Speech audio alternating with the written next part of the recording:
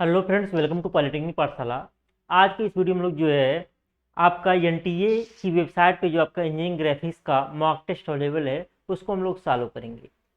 तो जो आपका पढ़ाया गया है इंजीनियरिंग ग्राफिक्स का बैच जो पढ़ाया गया है लगभग उससे 40+ क्वेश्चन इजीली मिल जा रहे हैं आपके नोट से।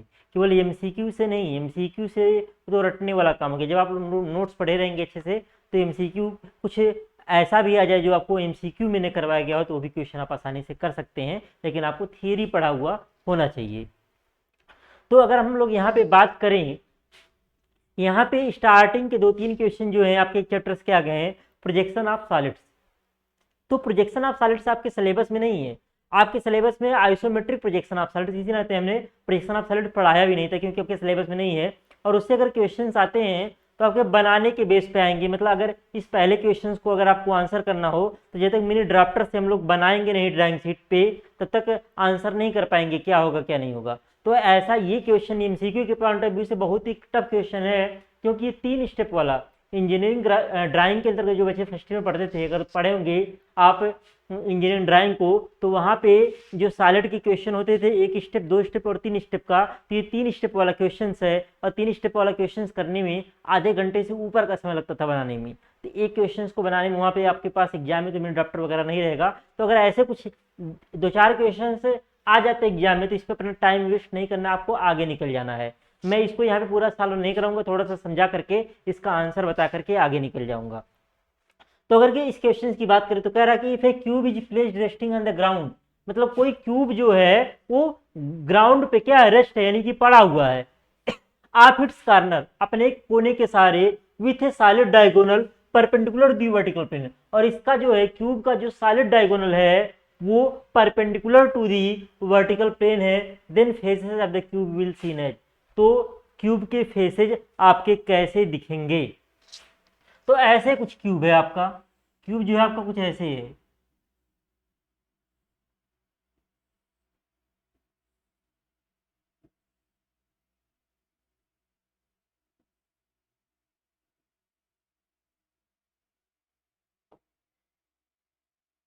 जो चिन्ह नहीं दिख रहा है उसको हम डॉटेड बना दे रहे हैं।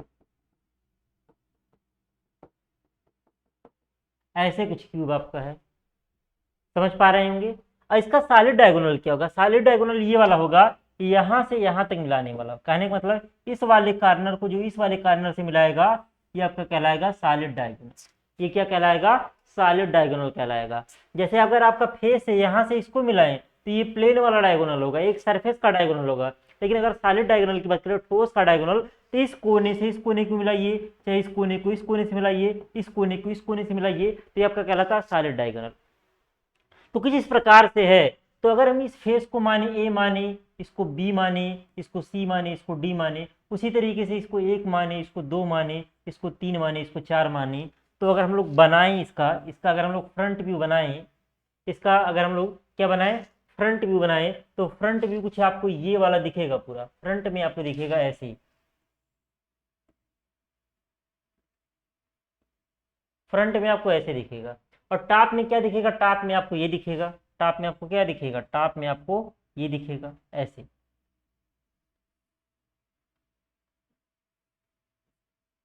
अब देखिए, हम एक नॉर्मली जो लोग ड्राइंग नहीं पढ़े फर्स्ट टाइम उनको कुछ भी नहीं समझ में आएगा। ये आपके सिलेबस में है भी नहीं इंजीनियरिंग ग्राफिक्स के अंतर्गत, बस क्वेश्चन दे दिया मॉक टेस्ट में, तो समझाने का थोड़ा सा प्रयास कर रहा हूँ। तो अगर जो लोग पढ़े होंगे, अगर इसको हम लोग थर्ड एंगल प्रोजेक्शन बनाए, थर्ड में एचपी आपका ऊपर होता है और वीपी आपका नीचे होता है। एचपी में क्या बनता है, एचपी में टॉप भी बनता है, तो इसको फर्स्ट में बना रहे हैं। फर्स्ट में क्या होगा, वीपी आपका ऊपर होगा और एचपी आपका क्या होगा, नीचे होगा। इतना तो पढ़े ही है। अब करेंगे कि फ्रंट में देखने पे क्या दिखे रहा है, फ्रंट में आप देखेंगे तो आपको ए और 1 दिखेगा, यहाँ पे ए दिखेगा, यहाँ पे 1 दिखेगा, यहाँ पे सी दिखेगा, यहाँ पे 3 दिखेगा, और यहाँ पे क्या दिखेगा, बी और डी आपको एक ही पे दिखेगा, बी और डी एक ही पे दिखेगा, 2 और 4 एक पे दिखेगा, 2 और 4 एक पे दिखेगा। टॉप में क्या दिखेगा, टॉप में अगर हम लोग बात करें तो टॉप से आपका ए और 1 एक पे दिखेगा। क्या दिखेगा एक पे, ए और 1, ए/1 एक पे दिखेगा। और उसके बाद बी और 2, टॉप से ए और 1 एक पे, उसके बाद आपका बी और A B C D, A B C D, और उसके बाद 1 2 3 4, ऐसे कुछ आपका दिखेगा। क्या दिखेगा? ऐसे कुछ दिखेगा। और इसका सॉलिड डायगोनल क्या होगा? इसका सॉलिड डायगोनल अगर बनाएं तो सॉलिड डायगोनल जो ए से 3 को मिलाएगा, ए से 3 को मिलाया है, ये हो जाएगा सॉलिड डायगोनल। ये क्या हो जाएगा? सॉलिड डायगोनल हो गया। अब इसका अगला स्टेप बनाने के लिए करते क्या है, इस वाली रेखा से डायगोनल से इस पे परपेंडिकुलर ड्रा करते हैं। यहाँ से लंबवत एक रेखा खींचेंगे। अब क्या करेंगे, अब ये चूंकि एक कार्नर के सहारे खड़ा हुआ है तो इसको क्या करेंगे, इस वाले को जब बनाते हैं तो ये वाला हमारा जो डायगोनल ये हॉरिजॉन्टल ऐसे जाता है। अब इस हॉरिजॉन्टल के सहारे हम जो है ये पूरा, ये तो आपका हो गया ए और 3 हो गया। कार्नर के सहारे तो कुछ इस तरीके से आपका बनता है, कुछ इस तरीके से बनेगा, मतलब इसकी सिधाई पे बहुत बड़ा बन गया है। कहने का मतलब ये दूसरा स्टेप वाला है। दूसरे स्टेप वाले से इसकी सहायता से जब इसको हम करेंगे, कोने पे एक कोना यहाँ पे जब रखेंगे, ये कोना कौन सा कोना, ये 4 और बी वाला है, ये सॉरी ये जो बी वाला कोना है ये कहाँ आएगा, सॉरी ये 2 वाला कोना ये कहाँ आएगा, ये यहाँ पे रखेंगे। 2 वाला कोना रख करके जो है इसको क्या करेंगे, ए और सी को, सी और 3 को जो है हम लोग ऐसे कर देंगे। ये वाला एक बार क्या करेंगे, एक बार हम लोग इसके पैरेलल ड्रा करेंगे, फिर उसके बाद उसकी सहायता से नीचे वाला फिगर बनाएंगे। फिर नीचे वाला जो फिगर बन जाएगा तो उसमें जो ए और सी और 3 वाला रहेगा, सी और 3 वाला रहेगा, उसको परपेंडिकुलर करेंगे। फिर उसकी सहायता से एक फिगर बनेगा यहाँ पे लास्ट में फाइनल फिगर करेंगे। मतलब ये भी बेस फिगर बना, फिर एक फिगर आपका यहाँ बनेगा, एक फिगर यहाँ बनेगा। पहले ये बना, इसकी सहायता से ये बना, अब इसकी सहायता से ये बनेगा और इसकी सहायता से आपका ये बनेगा। तो यहाँ पे फाइनल फिगर जो बन के आएगा वो आपका रोम्बस की तरह दिखेगा, कुछ इसी तरीके से आपका दिखेगा। आपका जो फिगर आएगा फाइनल, ये फाइनल फिगर आपका इसी तरीके से दिखेगा जो प्रश्न कह रहा है उसके अकॉर्डिंग। जब फाइनल बन करके आता है तब, जब फाइनल बन करके आएगा तो कुछ इस तरीके से दिखेगा, तो रोम्बस के आकार का दिखेगा। देखने में हमने रफली बना के देखा, हमने मेरे डॉक्टर से नहीं बनाया क्योंकि उतना टाइम नहीं था, मेरे डॉक्टर है भी नहीं मेरे पास इस समय। पहले जब मैं ड्राइंग पढ़ाता था फर्स्ट ईयर का, करीब 2015 में ही मैंने फर्स्ट ईयर को ड्राइंग पढ़ाना बंद कर दिया था। तो 2-3 साल पढ़ाया था स्टार्टिंग में, 13, 14, 15 में 3 साल पढ़ाया था, उसके बाद बंद कर दिया था। तो मेरे पास ड्राइंग इंस्ट्रूमेंट्स नहीं थे मैं बना के देखूं। देखने पे आपका इस तरीके से आपका फिगर बन रहा था, देखने पे जो है फिगर आपका इस तरीके से बन रहा था, ऐसे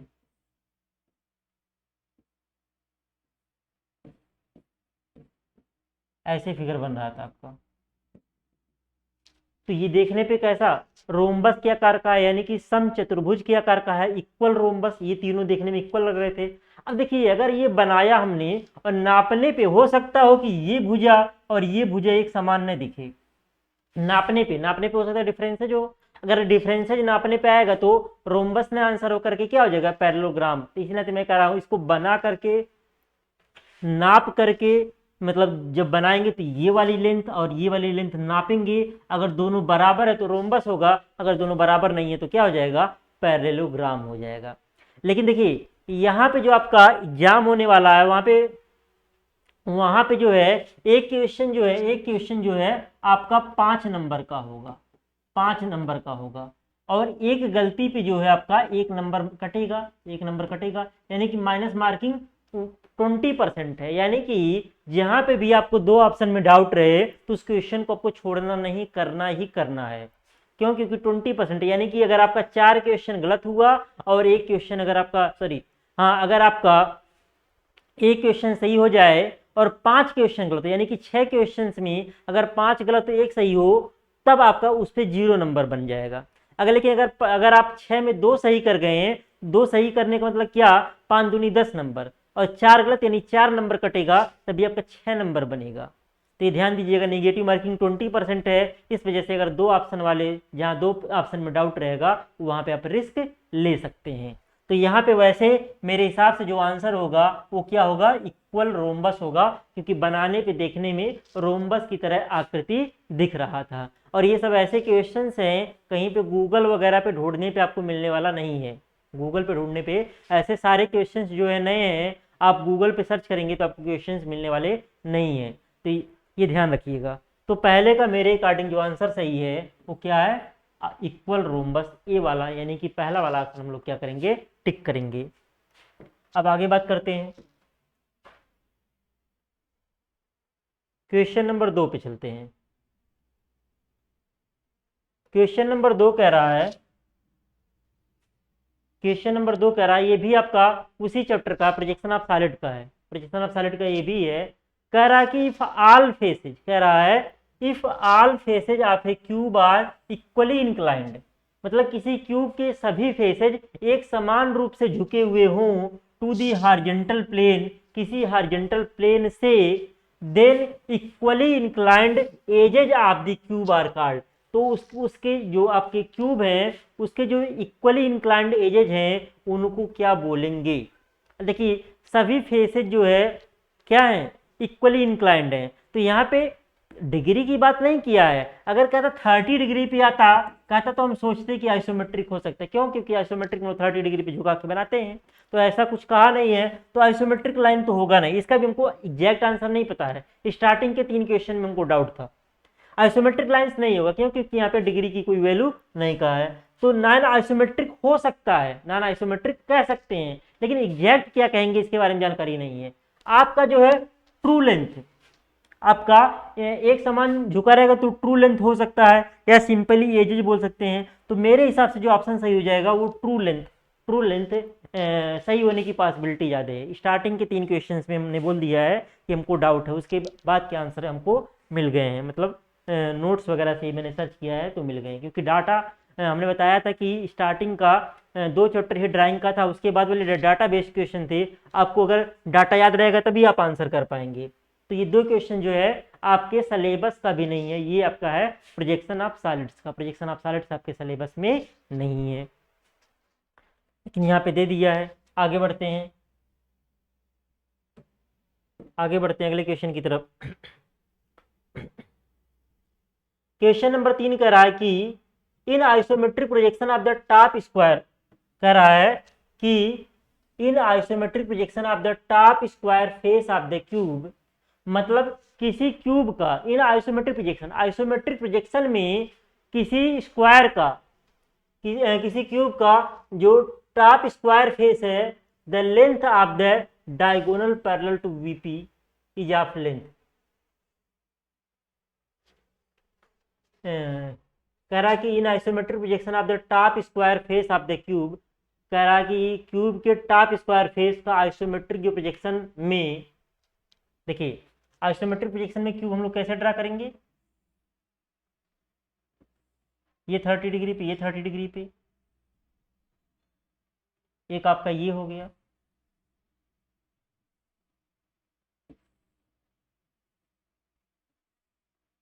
बहुत बड़ा बन जा रहा है, और छोटा बनाते हैं,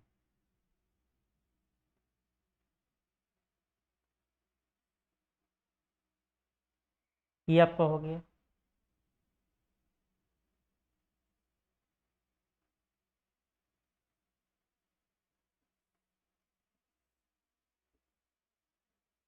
ऐसे कुछ बनेगा, कुछ आपका ऐसे बनेगा, ये वाली लाइन जो है, ये वाली लाइन, ये लाइन और ये लाइन, ये डॉटेड रहेगी, ये आपका क्यूब इस तरीके से बनेगा। कह रहा है कि isometric projection of top square face of the cube, ये क्यूब का जो टॉप फेस है ये क्या है, सारे स्क्वायर ही होंगे, ये क्या आपका स्क्वायर है, मतलब वैसे तो यहाँ पे जो है रोम्बस है, लेकिन वैसे जनरली जो क्यूब अगर रहे आपके मतलब सामने रहे तो उसका जो टॉप फेस क्या होगा, स्क्वायर होगा, सारे फेस स्क्वायर ही होंगे, क्यूब का सारा फेस स्क्वायर होता है। कि कह रहा the length of the diagonal parallel to VP, the length of diagonal, इसका जो डायगोनल है वो पैरेलल टू वीपी है, diagonal parallel to VP is of length. तो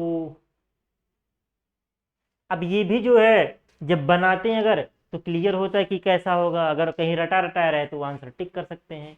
देखिए बड़ा तो होगा नहीं, बड़ा तो होगा नहीं, पैरेलल टू वीपी, अगर पैरेलल टू वीपी रहेगा, length of diagonal parallel to VP रहेगा तो उसका लेंथ जो है ट्रू लेंथ का होना चाहिए। तो लेंथ क्या होना चाहिए, ट्रू लेंथ, इसका भी हमको जो है मेरे अकॉर्डिंग तीसरा वाला ऑप्शन जो है सही लग रहा है, तीसरा वाला ऑप्शन इसको बना करके चेक किया जाए तब कंफर्म होगा कि कौन सा सही होगा। आइसोमेट्रिक प्रोजेक्शन में बनाएं, बना करके देखें कि कौन सा ऑप्शन सही होगा, तब एकदम क्लियर कट बता सकते हैं। तो वैसे मेरे हिसाब से 3 सही लग रहा था। हमने बताया था कि स्टार्टिंग के 3 क्वेश्चन में हमको डाउट थे। अब आगे बढ़ते हैं, अब आगे के आंसर पता है।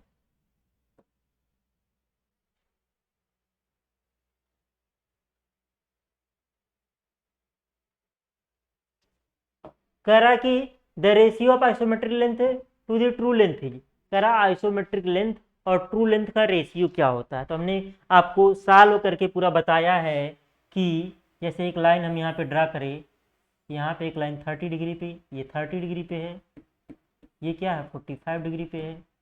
अब यहाँ पे अगर एक लाइन ये ड्रा करें ऐसे, इसको ओ मान ले, इसको ए मान ले, इसको बी मान ले, इसको सी मान ले, तो यहाँ पे ओ सी जो है वो एक्चुअल लेंथ है और ओ बी जो है वो आइसोमेट्रिक लेंथ है। वो क्या है,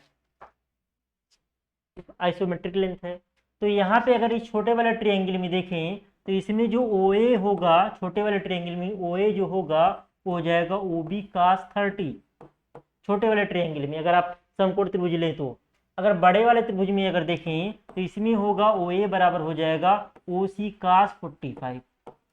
तो ध्यान दीजिए दोनों बराबर आ रहे हैं, ये समीकरण 1 माने इसको, अगर इसको समीकरण 2 माने तो दोनों बराबर है, दोनों की इक्वल कर दीजिए।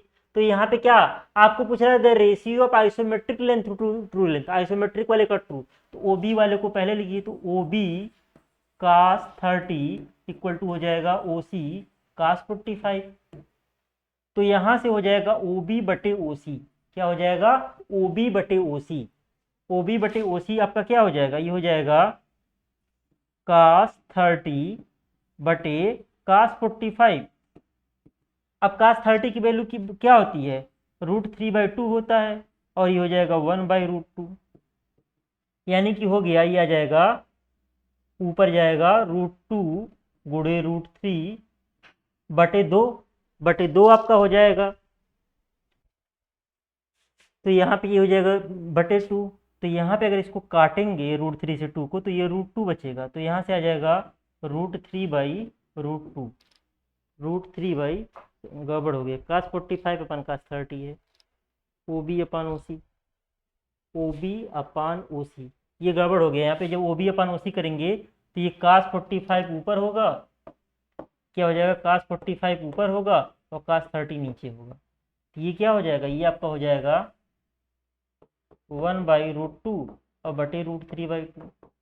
इसको अब अगर सॉल्व करेंगे तो ये क्या हो जाएगा, हो जाएगा 2/√2 गुणे √3, और √2 से 2 को काटेंगे तो √2 आएगा, तो यहाँ से आ जाएगा √2/√3। तो √2/√3 कौन सा ऑप्शन सही है, आपका चौथा वाला ऑप्शन सही है।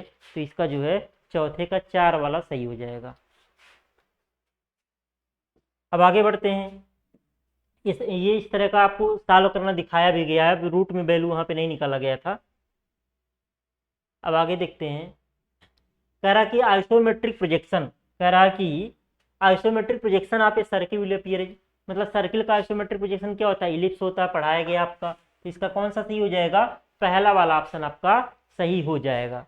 अब इधर के सारे क्वेश्चंस आपको पढ़ाए हुए ही मिलेंगे। अगला क्वेश्चन है कि इफ एन, कह रहा है कि if an isometric view of pentagonal pyramid, कोई पेंटागोनल पिरामिड में क्या ऊपर कोना होता है, देखिए प्रिज्म और पिरामिड दो चीजें होती हैं सॉलिड में। प्रिज्म में क्या होता है, टॉप और बेस एक समान होता है, लेकिन पिरामिड में क्या होता है ऊपर कोना। जब पिरामिड प्रिज्म में कन्फ्यूजन हो तो मिस्र का पिरामिड सोच लीजिए, आप लोग हिस्ट्री में पढ़े होंगे। तो कैसा है, पेंटागोनल पिरामिड है। पेंटागोनल पिरामिड का मतलब क्या है, ऐसे ऐसे है, ऐसे पेंटागोनल पिरामिड है आपका।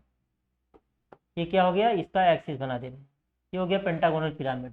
कह रहा है कि in an isometric view of pentagonal pyramid is drawn assuming that its axis is kept vertical, then कि इसका एक्सिस कैसा है, वो वर्टिकल रखा गया है।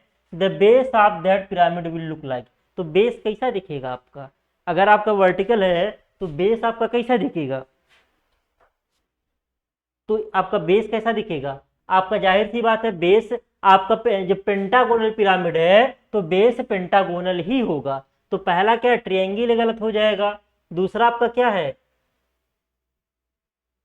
क्योंकि एक्सिस आपका वर्टिकल है ऊपर से देखने पे, तो आपका बेस कैसा होगा, आइसोस्केल ट्रायंगल, ये भी ट्रायंगल है, ये भी क्या ट्रायंगल है। चौथा क्या, इरेगुलर पेंटागन। जब हम उसमें बनाएंगे, आइसोमेट्रिक में बनाएंगे, तो इसका बेस कैसा दिखेगा, इरेगुलर पेंटागन, मतलब सभी भुजाएं एक समान नहीं होती हैं। अब अगर आप लोग बनाए होंगे, फर्स्ट ईयर ड्राइंग में बनाए होंगे तो देखे होंगे, इस सब बनाने वाली चीजें। सिंपल क्वेश्चन है, पेंटागोनल पिरामिड है तो आपका बेस कैसा दिखेगा, पेंटागोनल ही दिखेगा। और कैसा दिखेगा, इरेगुलर दिखेगा। कैसा दिखेगा, इरेगुलर दिखेगा।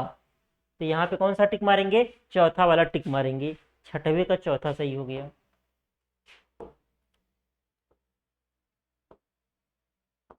आगे बात करते हैं, किरकरा left hand and right hand threads are used in. Left और राइट हैंड थ्रेड कहाँ पे यूज होता है, टर्न बकल में। किसमें यूज होता है, टर्न बकल में। ये भी पढ़ाया हुआ क्वेश्चन है, किसमें यूज होता है, टर्न बकल। तो इसका पहला वाला क्या हो जाएगा, सही हो जाएगा। अगला क्वेश्चन 8वां, कह रहा है कि following is a conventional representation of, मतलब ये जो है किसका, थ्रेड का तो है रिप्रेजेंटेशन, किसका है, थ्रेड का तो रिप्रेजेंटेशन है ये थ्रेड का तो रिप्रेजेंटेशन है, लेकिन किसका, एक्सटर्नल का है कि इंटरनल का है, तो ये जो है इंटरनल थ्रेड का है। देखिए, जो इंटरनल थ्रेड में बाहर वाला कटा होता है, एक्सटर्नल वाले में क्या होता है, एक्सटर्नल वाले में ये पूरा रहेगा, अंदर वाला ऐसे कटा रहेगा। ये किसका होता है, ये होता है एक्सटर्नल का। ये किसका होता है, एक्सटर्नल का, नोट्स में है। और अगर आपका अंदर वाला पूरा है और बाहर वाला क्या है, कटा है, तो ये हो जाएगा आपका इंटरनल का। ये किसका हो जाएगा, इंटरनल का हो जाएगा।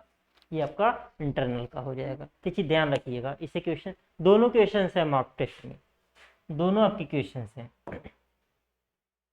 अगले क्वेश्चन पे चलते हैं। अगला क्वेश्चन है, हाँ ये आ गया, कह रहा फॉलोइंग व्यूज इज, मतलब फॉलोइंग व्यू जो है कि किसका है, फ्रंट व्यू है कि सब साइड व्यू की। अगर ये फ्रंट व्यू दिया रहता तो ये हो जाता है स्क्वायर का, ये हो जाता है स्क्वायर का। कह रहा है कि अच्छा, फॉलोइंग व्यूज इज, बस इतना ही कहा, फॉलोइंग व्यूज कैसा है। फॉलोइंग व्यूज की अगर हम लोग बात करें, देखिए अगर हम लोग हेक्सागोनल नट बनाएं, उसका अगर आइसोमेट्रिक बनाएं हेक्सागोनल नट का,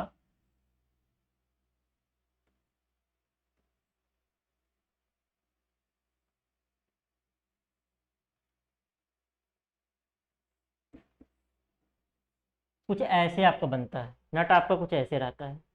तो अगर देखिए, अगर आपका एक तरफ से, अगर एक तरफ से आपका, मतलब अगर आपको, अगर इधर से हम फ्रंट माने, इधर से फ्रंट माने, 3 फेस दिख रहा है, तो अगर हम लोग जब इसको साइड से देखेंगे ना, इसको साइड से देखेंगे, साइड से इससे 2 ही फेस दिखेगा। साइड से कितना फेस दिखेगा, 2 ही फेस दिखेगा साइड से। अगर इसको हम लोग साइड से देखेंगे, तो साइड से अगर फ्रंट से 3 फेस दिख रहा है, तो साइड से कितना फेस दिखेगा, साइड से आपका 2 ही फेस दिखेगा।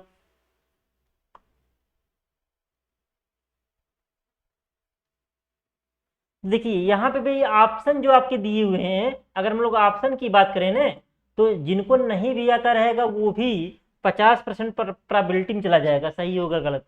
जैसे साइड व्यू आप, प्लेन स्टड, स्टड का तो ये है नहीं, प्लेन वाशर, वाशर का भी नहीं है, बस साइड व्यू आप स्क्वायर बोल्ट और हेक्सागोनल बोल्ट की दिक्कत है। तो जो स्क्वायर बोल्ट का ना फ्रंट में ऐसा दिखता है, स्क्वायर बोल्ट के, ये स्क्वायर बोल्ट के फ्रंट का फिगर है, तो फ्रंट की बात नहीं कहा, कहीं कहा है, साइड व्यू की बात कर रहा है। तो जो नट होता है, नट के साइड व्यू में हमारा ऐसे दिखता है, तो इसका हो जाएगा आपका side view of hexagonal nut. पहला वाला ऑप्शन हम लोग क्या कर देंगे, सही कर देंगे।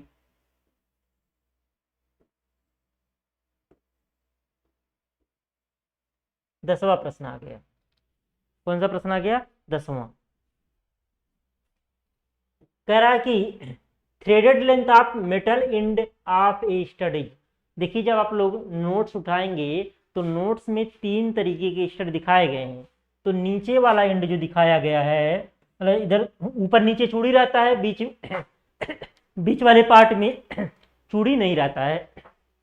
तो नीचे वाला जो डायमेंशन होता है, ये जो मेटल पार्ट होता है, ये मिनिमम तो डी होता ही होता है, या उससे ज्यादा हो, लेकिन मिनिमम डी होता है। आप नोट्स उठा के देखेंगे, स्टड वाले पार्ट में जो हमने नोट्स दिया है वहाँ पे है फिगर में।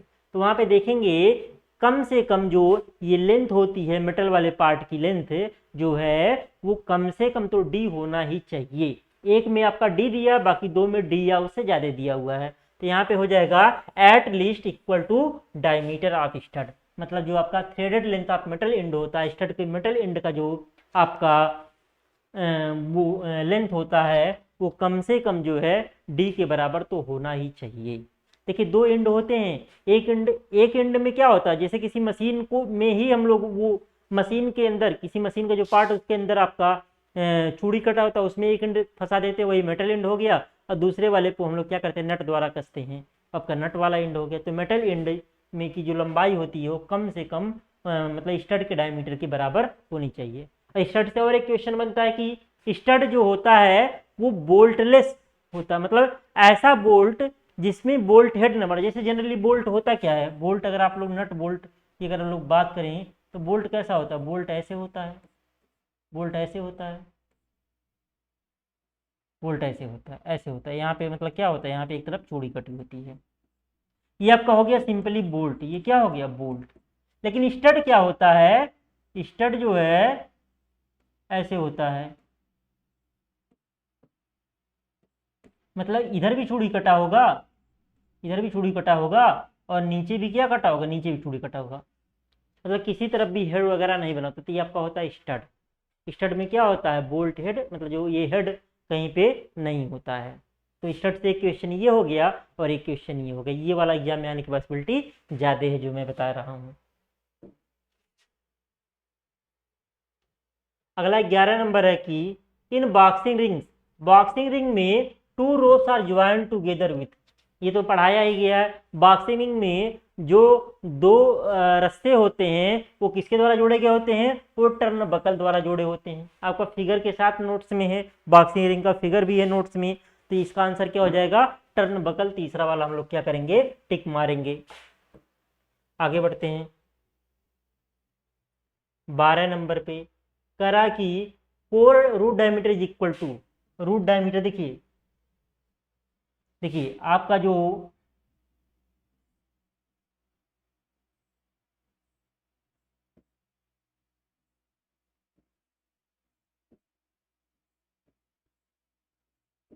ये वाला जो होता है मेजर डायमीटर होता है, ये क्या हो जाता है मेजर डायमीटर हो जाता है, और ये वाला क्या होता है, ये माइनर डायमीटर हो जाता है, और ये वाला क्या होता है, ये डेप्थ हो जाती है, क्या हो जाती है, डेप्थ हो जाती है। तो अगर हम लोग कह रहा है कि कोर रूट डायमीटर, ये वाला क्या होता है, ये रूट डायमीटर होता है, ये रूट होता है, रूट डाया, और इसको कोर डाया भी बोलते हैं, और इसको क्या बोलते हैं, इसको या माइनर डाया भी बोलते हैं, क्या माइनर भी नाम होता है। इसको क्या बोलेंगे, मेजर बोलेंगे या नॉमिनल बोलेंगे, नॉमिनल डायमीटर या क्रीस्ड डायमीटर, तीन नाम है क्रीस्ड डायमीटर। तो देखिए क्रीस्ड डायमीटर में अगर हम लोग यहां से भी डेप्थ घटा दें और यहां से भी क्या कर दें, डेप्थ घटा दें, तो ये क्या हो जाएगा, ये रूट डायमीटर के बराबर हो जाएगा। यानी कि ये जो क्रीस्ड या कोर डायमीटर होगा ये क्या हो जाएगा, major diameter minus 2 times of depth, minus क्या हो जाएगा 2 टाइम्स ऑफ डेप्थ। तो इसका कौन सा सही हो जाएगा, 4 नंबर हम लोग क्या कर देंगे, सही कर देंगे। आगे बढ़ते हैं, अगला क्वेश्चन 13 नंबर है। 13 नंबर कह रहा है क्या, 13 नंबर कह रहा है कि the length of an isometric projection of a line is 20 mm, मतलब किसी आइसोमेट्रिक प्रोजेक्शन में जो लाइन जो है वो कितना है, 20 mm है। What is the true length of this line, इसका जो है ट्रू ट्रू लेंथ कितना होगा, या इसका एक्चुअल लेंथ कितना होगा, इसका एक्चुअल लेंथ कितना होगा। देखिए एक चीज ने पढ़ा है आइसोमेट्रिक प्रोजेक्शन और आइसोमेट्रिक व्यू। आइसोमेट्रिक व्यू जो होता है ट्रू लेंथ में बनता है, और आइसोमेट्रिक प्रोजेक्शन जो होता है वो 60 होता है, 0.815 होता है। तो हमने फार्मूला बताया है कि जो आइसोमेट्रिक लेंथ होता है वो 0.815 इंटू क्या होता है, ट्रू लेंथ या एक्चुअल लेंथ। तो यहाँ से आपका आइसोमेट्रिक लेंथ दिया हुआ है 20 बराबर हो जाएगा 0.815 इंटू ट्रू लेंथ। तो यहाँ से अगर हम लोग ट्रू लेंथ की बात करें तो ये क्या हो जाएगा 20/0.815, यानी कि 20 से ज़्यादा कोई वैल्यू आएगी तो 20 से ज़्यादा वैल्यू क्या है आपकी 24.51। तो ये जो चारों ऑप्शन दिए हुए ना, बिना आप सॉल्व किए ही सीधे 24.51 सही कर सकते हैं। क्यों? क्योंकि और सारे वैल्यू क्या है 20 या उससे छोटे हैं। तो इसका क्या हो जाएगा, एक वाला ऑप्शन क्या हो जाएगा, सही हो जाएगा। 13 का हम लोग पहला वाला टिक करके निकल जाएंगे। 14 नंबर क्वेश्चन पे आते हैं। कह रहा कि in unified thread the actual depth of external thread. Unified thread का मतलब यहाँ पे आप लोग मेट्रिक थ्रेड से समझिएगा। एक्चुअली BSW थ्रेड जो होता है, मतलब जो ब्रिटेन में यूज होता था, वही लोग यूनिफाइड थ्रेड की बात किए थे पहले। तो देखने में जो है BSW थ्रेड और जो है मैट्रिक थ्रेड एक जैसा लगता है, लेकिन उसका थ्रेड एंगल क्या होता है, डिफरेंट होता है। BSW में आपका 55 डिग्री होता है और मैट्रिक में 60 डिग्री होता है।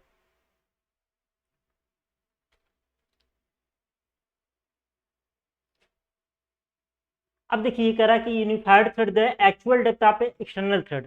जो एक्सटर्नल थ्रेड का एक्चुअल डेप्थ होता है डी होता है 0.61 पी के बराबर होता है। वो किसके बराबर होता है, 0.61 पी के बराबर होता है। और एक चीज सही होता है, ये एक्सटर्नल के लिए होता है। किसके लिए, एक्सटर्नल के लिए, एक्सटर्नल के लिए। और इंटरनल के लिए हमने जो बाद में बुक का नोट्स दिया था उसमें देखेंगे तो डी बराबर लिखा हुआ है 0.54 पी, 0.54 पी। तो यहाँ पे तो ये ऑप्शन सही हो गया उसके अकॉर्डिंग कि actual depth of external thread is, actual depth पूछ लिया है, एक्चुअल डेप्थ की वैल्यू ये होगी। लेकिन अगर देखा जाए कि यहाँ पे दिया है एक option more than the depth of internal thread, मतलब इंटरनल थ्रेड के डेप्थ से ज़्यादा होती है, ये भी सही है। तीसरा नंबर भी सही है। कभी कभी ऐसे प्रश्न आ जाते हैं कि जहाँ पे एक से ज़्यादा ऑप्शन सही होते हैं, तो उस केस में कोई एक ही सही माना जाएगा एग्जाम में। लेकिन यहाँ पे अगर हम लोग देखेंगे तो यहाँ पे जो हम लोग टिक करेंगे वो 4 नंबर ही टिक करेंगे अगर ऐसा प्रश्न आता है एग्जाम में। तो इसका हम लोग कौन सा टिक करेंगे, 4 नंबर ऑप्शन टिक करेंगे।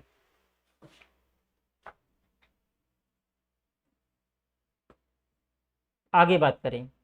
कह रहा कि M20 मीन्स, M20 मतलब क्या, नॉमिनल डायमीटर। और ड्राइंग में कोई भी डायमेंशन मिलीमीटर में लिया जाए, तो हमने पहले ही बता दिया था ड्राइंग में डायमेंशन हम लोग क्या लेते हैं, जनरली मिलीमीटर में लेते हैं। तो मिलीमीटर में आपका यही है। और नॉमिनल डायमीटर, तो ये आपका पहला वाला हम लोग क्या कर देंगे, सही मार देंगे। तो आप लोग देख रहे होंगे सारे क्वेश्चंस पढ़ाए हुए ही आए हैं, नोट से हैं या तो अधिकतर नोट से। MCQ रटने से कुछ हो जाने वाला नहीं है विशेष, तो प्रैक्टिस के लिए था, मेन नोट्स पढ़ना जरूरी है।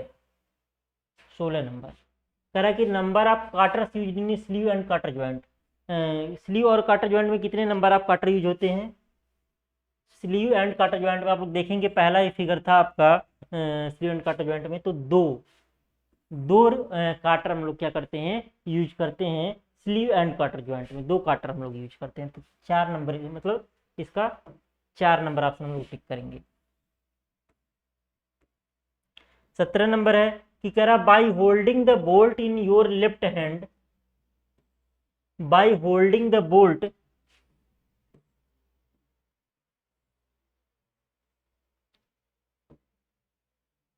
कह रहा कि by holding the bolt in your left hand, मतलब लेफ्ट हैंड में बोल्ट को होल्ड करके the nut anti clockwise and rotating the nut, और नट को हम लोग एंटी क्लॉकवाइज घुमाएं, एंटी क्लॉकवाइज घुमाएं with your right hand, right hand से घुमाएं, तो उसको राइट हैंड थ्रेड बोलते हैं। And if the nut will screw on the bolt, और अगर नट इससे टाइट होता है, इससे क्या होता है, टाइट होता है, देन द थ्रेड इज, तो थ्रेड कैसा होगा, तो थ्रेड कैसा होगा। अगर देखिए जनरली हम लोग लेफ्ट हैंड थ्रेड का यूज करते हैं, लेफ्ट हैंड कह रहे हैं, कह रहा है कि by holding the bolt in your left hand, left hand में बोल्ट को होल्ड करके the rotating the nut anti clockwise with your right hand, right hand से एंटी क्लॉकवाइज घुमाएं। And if nut will screw on the bolt, screw मतलब क्या हो, tight हो, then the thread is, तो इसको लेफ्ट हैंड थ्रेड बोलते हैं। जो हमने नोट्स दिया है उसमें लेफ्ट हैंड थ्रेड और राइट हैंड थ्रेड की डिफिनीशंस है, उसको एक बार पढ़ लीजिएगा, उसको एक बार पढ़ लीजिएगा। एक बार हमने एक अपना नोट्स दिया था, फिर बाद में एक बुक का भी दिया था, वहाँ पे वो डिफिनीशन साफ साफ लिखा हुआ है। तो इसके अकॉर्डिंग हम लोग इसका 17 का 2 वाला ऑप्शन सही करेंगे, जो है लेफ्ट हैंड।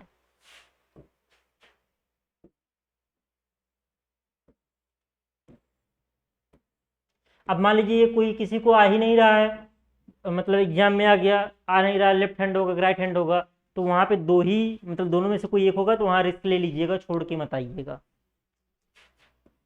अब देखिए ये सब प्रश्न में जो है ना, ये जो मतलब एनटीए की वेबसाइट पे ही जो है इतना धुंधला फिगर था कि ये बढ़िया से स्कैन होकर के आ नहीं पाया है। अभी इसमें थर्ड एंगल पता ही नहीं चल पा रहा है, ये कितनी वैल्यू है, ये कितनी वैल्यू है। ये 60 डिग्री लग रहा है देखने पे, 60 डिग्री मैट्रिक में होता है, 60 डिग्री किस में होता है, मैट्रिक में होता है। तो उसके ये 0.6 करके ये भी कुछ मतलब हल्का हल्का धुंधला धुंधला दिख रहा है। तो देखिए अगर ये 60 डिग्री रहेगा तो इसको हम लोग जो है मैट्रिक थर्ड ऑप्शन सही करेंगे। अगर ये 55 डिग्री रहेगा तो इसको BSW ट्रिक करेंगे। तो यहाँ पे जो है मतलब क्लियरिटी नहीं है, तो हम 60 डिग्री मान करके हम कर रहे हैं, इसका पहला वाला ऑप्शन हम लोग क्या करेंगे, टिक करेंगे।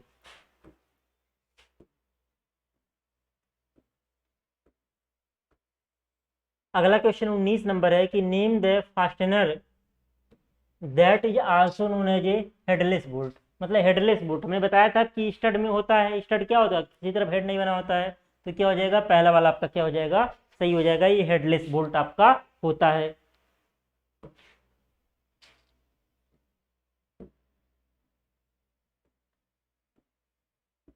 अगला क्वेश्चन आपका 20 नंबर है, कह रहा है कि which of the following machine assembly use collared Bush. किसमें कॉलर्ड बुश का यूज किया था। अब जाहिर सी बात है कि टर्न बकल में तो बुश यूज ही नहीं होता है, ओपन बियरिंग में भी बुश यूज नहीं करते हम लोग, तो ये नहीं होगा, ये नहीं होगा। स्लीव एंड काटर ज्वाइंट में नहीं यूज होते, तो एक बचा आपका बुश्ड बियरिंग। बुश्ड बियरिंग में हम लोग क्या करेंगे, बुश को यूज करेंगे। और कॉलर्ड बुश का यूज हम लोग किसमें करते हैं, फुट स्टेप बियरिंग में। अगर इसमें भी ऑप्शन बुश बियरिंग न होकर के अगर फुट स्टेप बियरिंग रहता है, पिवट बियरिंग रहता, तो यहाँ पे हम लोग क्या फुट स्टेप बियरिंग रहता, तो ये बेसिकली फुट स्टेप बियरिंग में कॉलर्ड बुश का यूज करते हैं।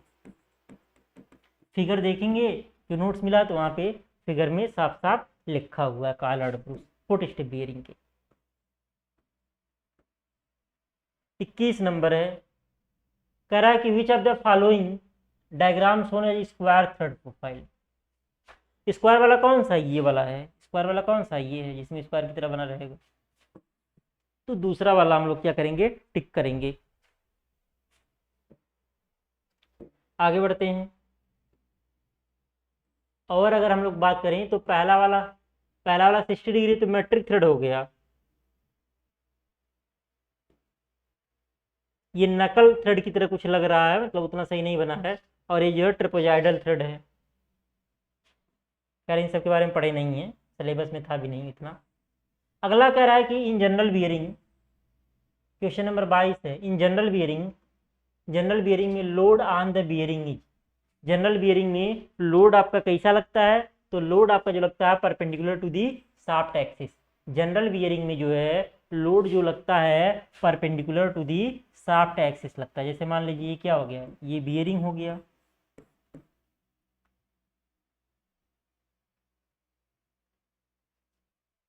जनरल बियरिंग में जो आपका लोड लगता है वो क्या लगता है, परपेंडिकुलर शाफ्ट, ये शाफ्ट की एक्सिस हो गई। मान लीजिए कोई पुली वगैरह लटकाए हैं, तो ये क्या लगेगा, परपेंडिकुलर, इस एक्सिस के परपेंडिकुलर लगेगा, ये perpendicular to the shaft axis होता है। और शाफ्ट का जो हिस्सा जनरल के अंदर होता है, बियरिंग के अंदर होता है, उसको जनरल बोलते हैं, इस लंबाई को जनरल बोलते हैं। इसका perpendicular to the shaft axis होगा, नोट्स में साफ साफ आपका है, नोट्स में साफ साफ डायग्राम बना हुआ है, रेडियल और जनरल बियरिंग करके लिखवाया गया है। कह रहा है कि अगला क्वेश्चन है 23, कह रहा है कि which of the cotter joint enables the parallel holes to be used. Parallel holes किसमें लगता है, आपका लगता है जिब एंड कटर ज्वाइंट में। जिब एंड कटर ज्वाइंट में आप लोग देखेंगे, एक जैसे जब हम लोग उसमें होल, ये जो सिलेंड्रिकल पार्ट रहता था उसमें होल जब करते थे, तो मान लीजिए काटर कैसे है, मान लीजिए काटर का एक हिस्सा क्या होगा, एक हिस्सा आपका काटर का, जैसे मान लीजिए काटर का एक हिस्सा कैसे होगा, ऐसे होगा, टेपर होगा। तो जो जिब रहेगा उसमें क्या रहेगा, एक हिस्सा क्या रहेगा, चौड़ा रहेगा ऐसे।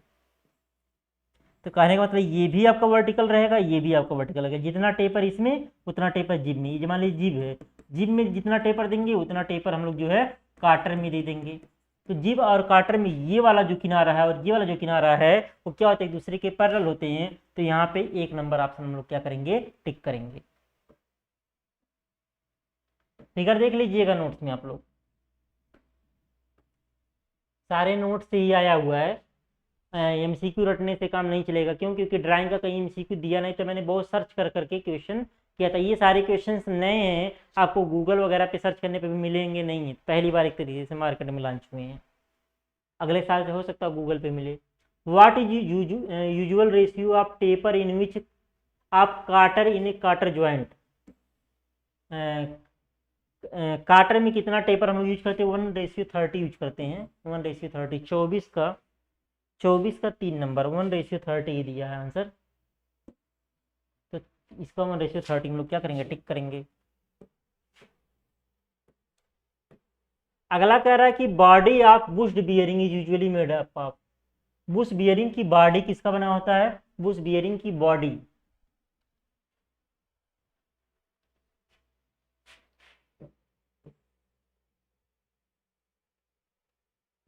25 नंबर है। 25 नंबर का ऑप्शन होगा कास्ट आयरन। देखिए किसी भी मशीन पार्ट्स का जनरली अगर बॉडी की बात करता है तो बॉडी मैक्सिमम का जो है कास्ट आयरन का ही बना होता है। बॉडी किसका बना होता है? कास्ट आयरन मैक्सिमम मशीनों का बना होता है। तो जो आपका किसका बना होता है? Basically bushed bearing is usually made up of cast iron body of. और कास्ट आयरन जो होता है ना, सेल्फ लुब्रिकेटिंग का भी काम करता है। कास्ट आयरन में सेल्फ लुब्रिकेटिंग की भी प्रॉपर्टी होती है। अगला है पीसीडी स्टैंड फॉर। पीसीडी मतलब होता है पिच सर्किल डायमीटर। पीसीडी मतलब क्या होता है?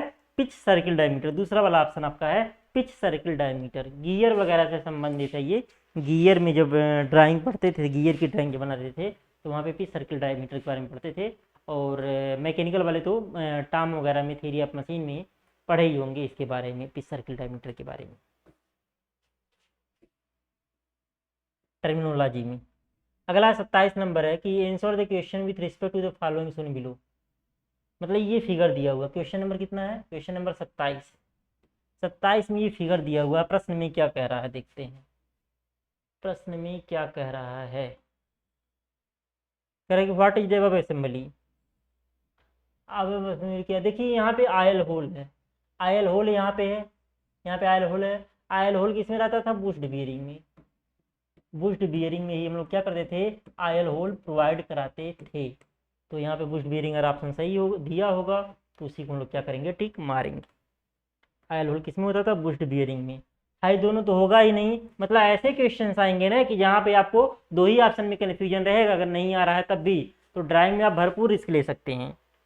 तो यहाँ पे क्या हो जाएगा? बुश्ड बियरिंग, दूसरा वाला ऑप्शन हम लोग क्या करेंगे? टिक करेंगे। क्वेश्चन नंबर 28 इन असेंबली सोन। ये भी बुश्ड बियरिंग का ही आयल होल बना हुआ है। क्वेश्चन नंबर 28 आयल होल बना हुआ है। कह रहा है कि what is the size of shaft. देखिए यहाँ पे फिगर थोड़ा गंदा है, लेकिन यहाँ पे देखेंगे ये शाफ्ट इसी वाले पार्ट में आएगा। और ये 40 दिया हुआ, 540। 5 मीन्स डाया होता है, डायमीटर होता है। 540 मतलब क्या? डायमीटर 40। तो यहाँ पे डायमीटर 40 वाला हम लोग क्या करेंगे?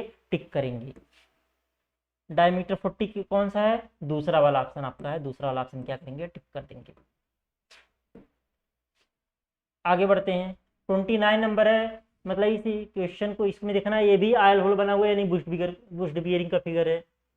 अब इसमें क्या कह रहा है कि purpose of 2 holes provided on the base of the bushed bearing.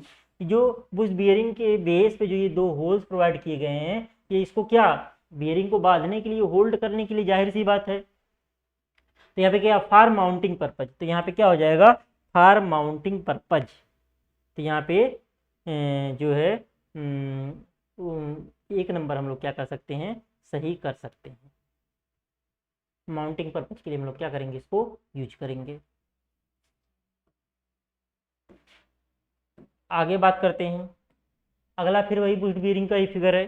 कह रहा है कि counter sunk hole on the top of bushed bearing is provided. जो होल बना हुआ किसके लिए? लुब्रिकेशन के लिए। आयल होल है। आयल होल किसके लिए होता है? लुब्रिकेशन के लिए। तो यहाँ पे क्या है? यहाँ पे सी वाला ऑप्शन है फॉर लुब्रिकेशन, तीसरा वाला। और लुब्रिकेशन के कारण क्या होता है? फ्रिक्शन रिमूव होता है। Heat to remove heat due to friction. Friction के कारण होने वाला हीट क्या होता है? रिमूव होता है। ये भी सही है, लेकिन यहाँ पे देखिए इसमें भी इसके कारण ही, लुब्रिकेशन के कारण ही ये चीज़ हमको मिलता है लाभ। लेकिन यहाँ पे टिक क्या करेंगे? 3 नंबर ही टिक करेंगे। आगे बढ़ते हैं। अगला है 31 नंबर, फिर बुश्ड बियरिंग का फिगर है। ऐसे कोई फिगर तो पहचानने आना चाहिए। फिगर से रिलेटेड बहुत सारे क्वेश्चन आ सकते हैं। कह रहा है कि what should be the material of the bushed bearing base, bushed bearing base का मटेरियल कैसा होगा, गन मेटल का होता है शायद। 31 का कौन सा ऑप्शन दिया हुआ है, 31 का 3 नंबर गन मेटल, 31 का 3 नंबर दिया है। गन मेटल जो होता है कापर बेस एलॉय होता है, कापर 88% होता है, जिंक आपका 8% होता है, सॉरी टीन आपका 8% होता है, नहीं 88 10% टीन होता है, और 2% जो होता है आपका जिंक होता है। तो बेसिकली कापर बेस्ड एलॉय होता है, तो यहाँ पर हम लोग 3 नंबर टिक मारेंगे। जो बुश्ड बियरिंग का बेस होता है वो किसका बना होता है, गन मेटल का बना होता है। अगला बात करें 32 number, which are the following is not a part of gib and cotter joint, gib और काटर ज्वाइंट का कौन सा पार्ट नहीं है, तो फ्लेंज इसका पार्ट नहीं होता है, इसका पार्ट फ्लेंज नहीं होता। काटर भी होता, फॉर्क एंड भी होता, जिब भी होता। आप लोग एक बार जिब एंड काटर ज्वाइंट का फिगर देख लीजिएगा, आपको फिगर में ही ये तीनों नाम देखने को मिल जाएंगे, जिब भी देखने को मिल जाएगा, फॉर्क एंड भी देखने को मिल जाएगा, काटर भी देखने को मिल जाएगा, फ्लेंज आपको देखने को नहीं मिलेगा। स्ट्रैप आता तो स्ट्रैप देखने को मिलता। तो यहाँ पे 4 नंबर ऑप्शन हम लोग क्या करेंगे, टिक करेंगे, आपको देखने को नहीं मिलेगा। आगे बात करें, देखिए फिगर याद रहेगा तो चीजें कर लेंगे, फिगर भी आपको दिमाग में सेव होनी चाहिए। अगला कह रहा है कि what will be the thickness of a plain washer if the nominal diameter is 32। तो देखिए जो आपका वाशर होता है, जो आपका वाशर होता है, इसका जो ये थिकनेस होता है, ये जो थिकनेस होता है वो d/8 के बराबर होता है। तो आपका नॉमिनल डायमीटर कितना 32, तो 32/8 यानी कि क्या हो जाएगा 4 mm हो जाएगा। तो 4 mm कौन सा है, पहला वाला ऑप्शन सही है, तो पहला वाला हम लोग क्या कर देंगे, टिक कर देंगे। अगला है कि the angle of chamfer with the base of square nut, square nut में जो है चैम्फर कितना डिग्री प्रोवाइड करते हैं, चैम्फर तो 30 डिग्री होता है। कौन सा क्वेश्चन है, इसके बाद वाला क्या है, 34 नंबर, 34 नंबर में 30 डिग्री होना चाहिए, चैम्फरिंग 30 डिग्री पे करते हैं। 34 का 3, हाँ 30 डिग्री सही मानेंगे। चैम्फरिंग कई बार जगह पढ़ाया गया है, तो 30 डिग्री आपका सही होगा। चैम्फरिंग प्रोसेस के बारे में बताया गया है। अगला है कि क्वेश्चन नंबर कितना है, 35 नंबर है। 35 नंबर कह रहा है कि in a hexagonal nut if D is the nominal diameter, D क्या है, नॉमिनल डायमीटर है, of the bolt, then the width across the flat will be, across the flat will be कह रहा है, across the flat will be, question number 35। ऐसे देखिए ये वाला कह रहा है, ये वाला 35 का जो आपका सही होगा 2 नंबर 1.5d + 3, 1.5d + 3, ये वाली जो लंबाई होती है 1 + 5d + 3 होती है। ये वाला जो होता है ये शायद 2d होता है, ये वाला क्या होता है 2d होता है शायद। ये वाला जो होता है 1.5d + 2 नंबर टिक करेंगे। अगला 36 नंबर है कि which are the following is isometric projection of, कौन सा आइसोमेट्रिक है, तो आइसोमेट्रिक देखने में कौन लग रहा है, आइसोमेट्रिक देखने में नीचे वाला लग रहा है, कौन है, यही वाला है। यहाँ पे 30 डिग्री होगा, यहाँ पे भी क्या होगा 30 डिग्री होगा, तो इसका कौन सा मारेंगे 4 नंबर टिक मार देंगे। अगला आपका है क्वेश्चन नंबर 37 है कि with reference of the following, question number कितना है 37 है, द करेक्ट, इसमें 37 नंबर की बात कर रहा है। 37 नंबर में ये है क्या, देखिए वाशर तो ये लगा है, ये क्या लगा वाशर, यानी कि जिसमें वाशर दिया होगा वो आंसर सही होगा 37 नंबर। अब देखिए जो स्क्वायर बोल्ट होता है, जो स्क्वायर बोल्ट अगर आप लोग देखेंगे कहीं पे, स्क्वायर बोल्ट में ऐसे होता है, ऐसे होता है, ये वाला ऐसे, मतलब ये सिंगल होता है केवल। तो ये क्या है, तो हेक्सागोनल बोल्ट हो गया, हेक्सागोनल बोल्ट हो गया और वाशर लगा हुआ है। तो hexagonal headed bolt and hexagonal nut, तो वाशर की बात नहीं किया है तो गड़बड़ है। दूसरा क्या है, hexagonal bolt with plain washer and hexagonal nut, तो ये सही होगा। देखिए एक में अगर आपको दो दिखाई दे रहा है, दो फेस दिखाई दे रहा है, तो एक साइड से आपको तीन दिखाई देगा, हमने पहले ही बता दिया है। जैसे अगर फ्रंट में ये आपका क्या है, ये टॉप व्यू है, ये क्या है, ये टॉप व्यू है, ये टॉप व्यू है। फ्रंट व्यू में ये तीन, फ्रंट व्यू अगर इसी का रहता तो फ्रंट व्यू में आपको ऐसे दिखता, फ्रंट व्यू में आपको ऐसे दिखता।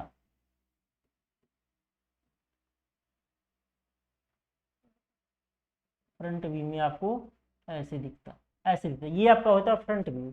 और यहाँ लगा होता क्या, वाशर लगा होता, ये आपका फ्रंट व्यू होता है, ये टॉप व्यू है। लेकिन इसमें व्यू वगैरह की बात नहीं किया है। जब यहाँ पे इस तरीके से दो, देखिए स्क्वायर वाले में क्या होता है, स्क्वायर वाले में अगर आप देखेंगे ये बोल्ट का जो हेड होता है कुछ इस तरीके से बना होता है, आप देखिएगा फिगर इस तरीके से कुछ बना होता है।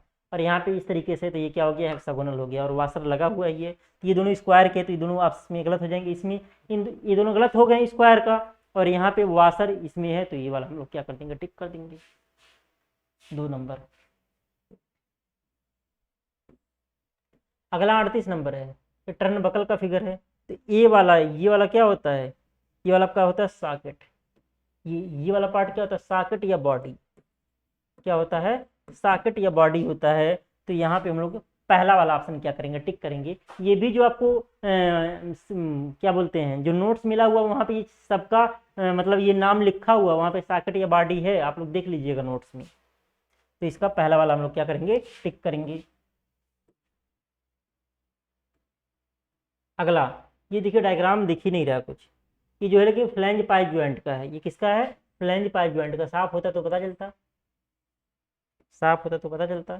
कौन सा क्वेश्चन नंबर है, क्वेश्चन नंबर 39। 39 का क्या आंसर है, 39 का 1 ही होना चाहिए, 1 ही है, फ्लैंज पाइप ज्वाइंट है। क्योंकि नट एंड बोल्ट ज्वाइंट तो है नहीं, काटर ज्वाइंट भी नहीं है, टायराइड ज्वाइंट भी नहीं, तो क्या होगा, फ्लैंज पाइप ज्वाइंट ही लग रहा है। ये फ्लैंज क्योंकि निकला हुआ है, यहाँ पे क्या, यहाँ पे दो फ्लैंज आपको दिख रहे होंगे निकले हुए। यहाँ पे देखिए, यहाँ पे इधर एक फ्लैंज निकला है, एक फ्लैंज इधर, इधर इधर, ये फ्लैंज ही है। फ्लैंज में पाइप ज्वाइंट होता है और एक फ्लैंज कपलिंग होता है, तो फ्लैंज कपलिंग आपके सिलेबस में है नहीं, तो हम लोग फ्लैंज पाइप ज्वाइंट ही क्या करेंगे, टिक करेंगे। पहला वाला ऑप्शन सही हो जाएगा। अगला है कि which is the counter sunk head rivet in diagram सुने, मतलब कौन सा काउंटर संक रिवेट है, काउंटर संक रिवेट कौन सा है। 40 नंबर, उल्टी कढ़ाई, काउंटर संक जो है उल्टी कढ़ाई कह रहा हूँ, काउंटर संक होल जिस तरीके से बना होता है। अच्छा, इसका 4 नंबर सही होगा। आप लोग बहुत जगह देखे होंगे काउंटर संक होल, ऐसे ऐसे में बताया हूँ काउंटर संक होल, तो इसका 4 नंबर सही होगा, यही वाला काउंटर संक आपका है, 4 नंबर। सब नोट्स का ही है आपके। Identify the pan head revert, pan मतलब उल्टी कढ़ाई, उल्टी कढ़ाई कौन सा आपका है, उल्टी कढ़ाई आपका ये 41 का आपका हो जाएगा 1।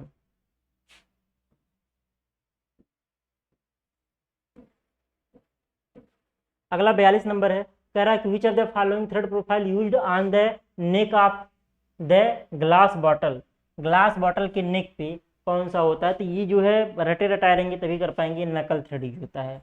मतलब ग्लास बॉटल के नेक पे, जो ग्लास का बॉटल होता है उसके नेक पे जो है थ्रेड यूज करते हैं हम लोग, जो है वो नकल थ्रेड यूज करते हैं। देखिए नकल थ्रेड में होता क्या, थ्रेड प्रोफाइल ऐसे होता है थोड़ा, ये घिसता कम है।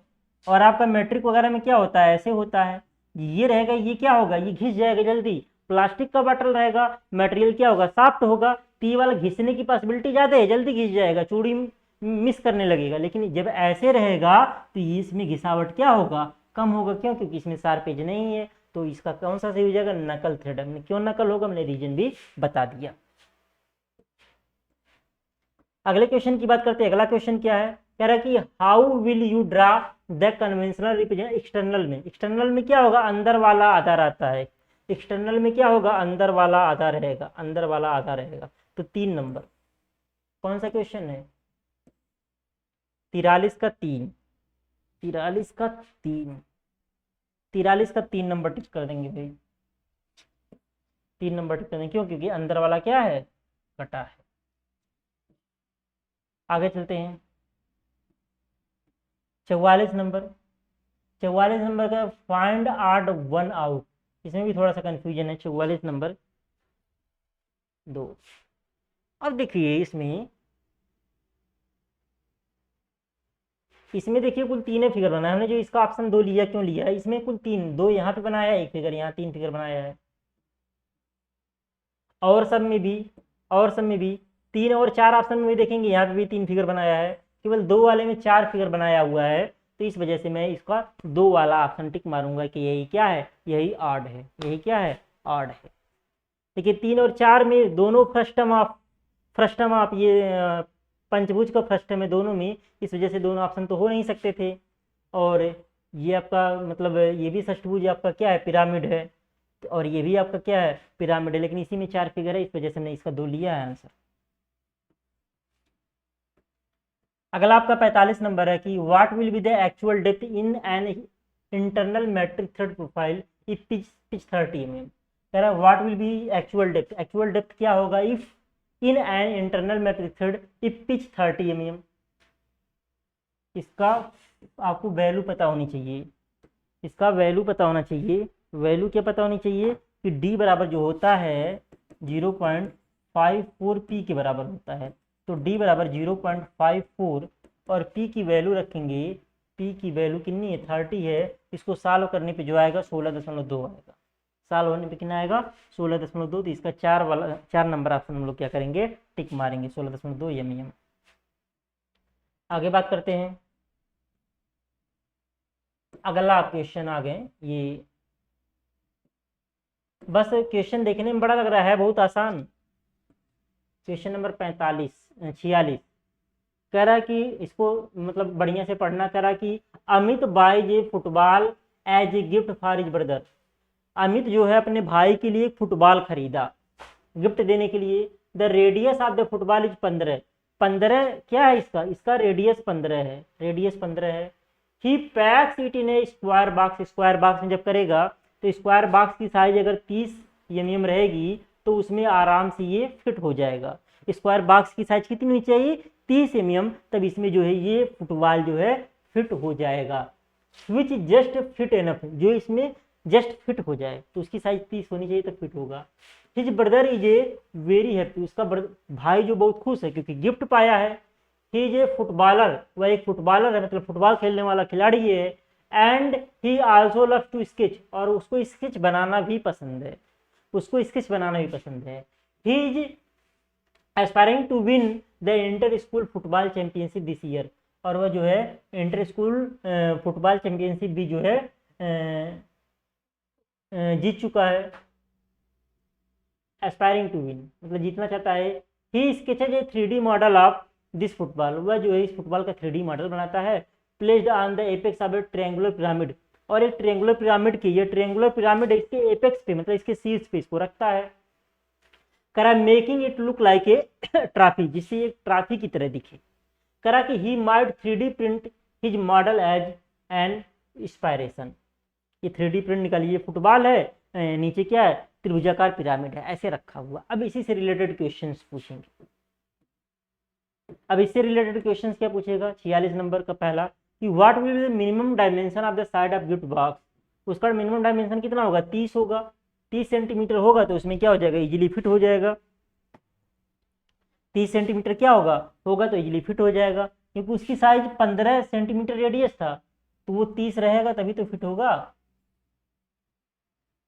मतलब इधर को भी ऐसे इसी में मतलब सबको टच करते हुए रहेगा वो फुटबॉल। तो 30 सेंटीमीटर उसकी मिनिमम क्या होगी, डायमेंशन होगी फुटबॉल बॉक्स की, जो आपका क्यूब बॉक्स होगा। और क्या कह रहा है, कह रहा है कि वही फिर लिखा हुआ है, नीचे वाला लाइन को पढ़ते हैं। कह रहा है कि if has used isometric projection, अगर आइसोमेट्रिक प्रोजेक्शन को यूज किया जाए method to obtain a 3D model, then the size of the football drawn will be. तो देखिए अगर फुटबॉल को किसी भी एंगल से आप देखेंगे तो वो आपको सर्किल ही उसका प्रोजेक्शन दिखेगा। फुटबॉल को किसी भी एंगल से देखेंगे तो प्रोजेक्शन क्या दिखेगा, सर्किल दिखेगा। तो फुटबॉल का रेडियस क्या है आपका, फुटबॉल का रेडियस 15 है, तो सर्किल का रेडियस भी क्या होगा, 15 होगा। तो then the size of the football will क्या होगा, सेम होगा, क्या होगा, सेम होगा। तो 47 का 3 वाला सेम वाला ऑप्शन हम लोग टिक करेंगे। सब ड्राइंग से रिलेटेड है, बस एक कहानी बना दिया, स्टोरी बना दिया है, समझेंगे तो बड़ी आसानी से कर लेंगे। आगे बात करते हैं। कह रहा है कि फिर कह रहा है कि इसी में नीचे the isometric projection of the equilateral triangle base, जो बेस जो है इसका इक्विलेटरल ट्रायंगल है।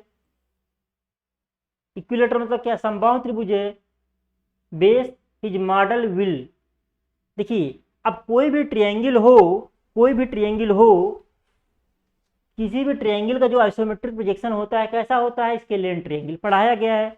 मतलब किसी भी कोई भी त्रिभुज हो उसका जो आइसोमेट्रिक भी होगा वो क्या होगा, विषम बाहु त्रिभुज होगा। तो यहाँ पे क्या मारेंगे, तीसरा वाला ऑप्शन हम लोग क्या कर देंगे, टिक कर देंगे। आगे बढ़ते हैं, अगला है 49 नंबर है। 49 नंबर में क्या कह रहा है कि what is the orientation of common axis of the two solids. Two solids का कॉमन एक्सिस क्या है, ये दोनों क्या है, दोनों का देखेंगे, दोनों का जो कॉमन एक्सिस होगा वो जो है क्या है, एक तरीके से जहां पे रखा हुआ ट्रॉफी ये भूमि हो गया, भूमि के क्या हो गया, परपेंडिकुलर हो गया। तो यहाँ पे क्या हो जाएगा, एक्सिस परपेंडिकुलर टू एचपी। तो यहाँ पे क्या हो जाएगा, एक्सिस परपेंडिकुलर टू एचपी, यानी एचपी के जो इनकी कॉमन एक्सिस होगी एचपी की क्या होगी, परपेंडिकुलर। एचपी मतलब हॉरिजॉन्टल प्लेन, या उसी को ग्राउंड भी कह सकते हैं।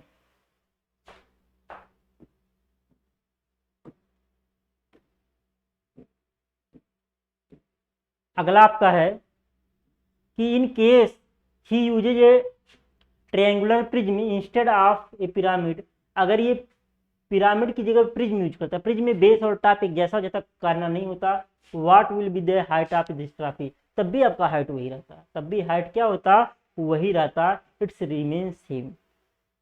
तो यहाँ पे आप लोग मार्क टेस्ट करके ये चीज तो पता लगा लीजिए कि जितना पढ़ाया गया है, जितना पढ़ाया गया है लगभग 45 प्लस क्वेश्चंस पढ़ाया हुआ ही आया है। मतलब 50 में 45 प्लस क्वेश्चन पढ़ाया हुआ आया है, और 50 प्रश्न आएंगे एग्जाम में, आपको 40 ही करना है। तो उम्मीद करते हैं कि अगर आप लोग नोट्स अच्छे से पढ़ेंगे, नहीं न कि एमसीक्यू रट्टे होंगे, एमसीक्यू तो प्रैक्टिस करने का एक जरिया होता है जिससे हमारा थोड़ा कॉन्फिडेंस बढ़ जाए, लेकिन नोट्स अच्छे से पढ़ा हुआ होना चाहिए। अगर आप नोट्स अच्छे से पढ़े हुए हैं तो आराम से आप 50 में 40 प्रश्न भी सही कर सकते हैं। नहीं तो हम उम्मीद करते हैं कि अगर आप एवरेज स्टूडेंट हैं तब भी 35 क्वेश्चन तो कर ही लेंगे, अगर बहुत कमजोर हैं तब भी 30 प्रश्न तो कर ही लेंगे। बहुत सारे बच्चे मैसेज किए थे कि सर ड्राइंग में जो मार्क टेस्ट आपने दिया था उसमें कर रहे हैं, 35 प्लस तक भी हमारा जा रहा है। तो अभी एग्जाम में, अब देखिए एग्जाम का पैटर्न भी थोड़ा हो सकता हो कि एक ही दिन में सारे पेपर नहीं हो, सब्जेक्ट वाइज एग्जाम हो। मतलब मैथ का पूरे इंडिया लेवल का एक दिन पेपर हो जाएगा, फिजिक्स का एक दिन होगा, ड्राइंग का एक दिन पेपर हो जाएगा, जनरल टेस्ट का एक दिन हो जाएगा, इस तरीके से पेपर हो सकता है। क्योंकि यूनिवर्सिटीज वाइज अगर या कोर्स वाइज करवाएंगे तो मतलब बहुत ज़्यादा डिफिकल्टी होगी पेपर को कराने में, मैनेज करने में। सब्जेक्ट वाइज कराना ईजी है। तो देखिए अभी शेड्यूल नहीं आया किस प्रकार से आपका शेड्यूल रहता है। तो ऐसा भी हो सकता है कि आपका एक ही दिन पेपर न हो, कि कोई पेपर आपका जुलाई में पड़ जाए, कोई पेपर आपका अगस्त में भी जा सकता है, ऐसा भी हो सकता है। तो अगर कोई पेपर अगस्त में जाता है तो उसमें भरपूर पढ़ने का समय मिल जाएगा। तो अगर कोई डाउट रहता है तो यहाँ कमेंट बॉक्स में कमेंट करके पूछ सकते हैं आप लोग। अगर लगेगा कि इनको बताना चाहिए तो ज़रूर आपको बताया जाएगा। मिलते हैं नेक्स्ट वीडियो में, तब तक के लिए जय हिंद।